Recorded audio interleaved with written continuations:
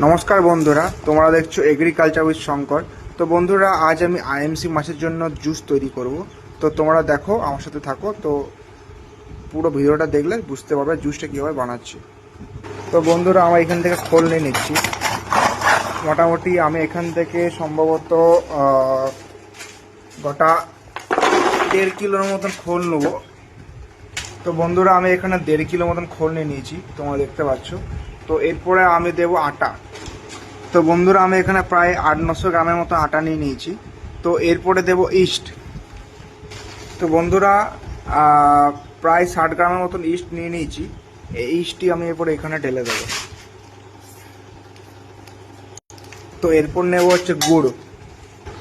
তো বন্ধুরা, তো দেখতে পাচ্ছেন আমি এখানে মোলাসিস নিয়ে নিয়েছি, প্রায় 200-250 গ্রামের মতন নিয়ে নিয়েছি। আমার ক্যাপাসিটি, ট্যাঙ্কের মাছের ক্যাপাসিটি প্রায় ধরুন ওই 2000-এর মতো আমার বাচ্চা আছে, বাটার বাচ্চা, আর মোটামুটি 1000 বাচ্চার মতন হচ্ছে রুইয়ের বাচ্চা আছে। তো এই হচ্ছে প্রায় একটু কম বেশি হলে অসুবিধা কিছু নেই, আপনারা একটু আন্দাজ মতো নিয়ে নিতে পারেন।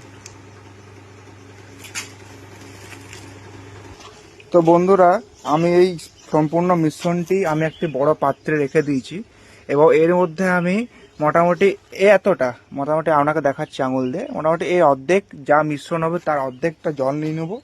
জল নেওয়ার পর মোটামুটি 24 থেকে 48 ঘন্টা আমি এটাকে মুখ খোলা অবস্থায় রেখে দেব।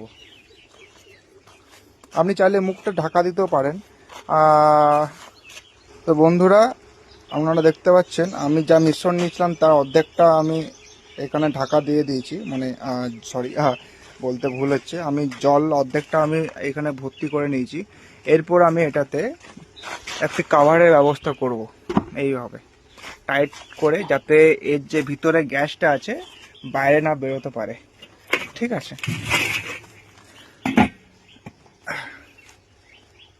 এই যে দেখুন বন্ধুরা, এইভাবে আমি এটা 24 থেকে 48 ঘন্টা রেখে দেবো।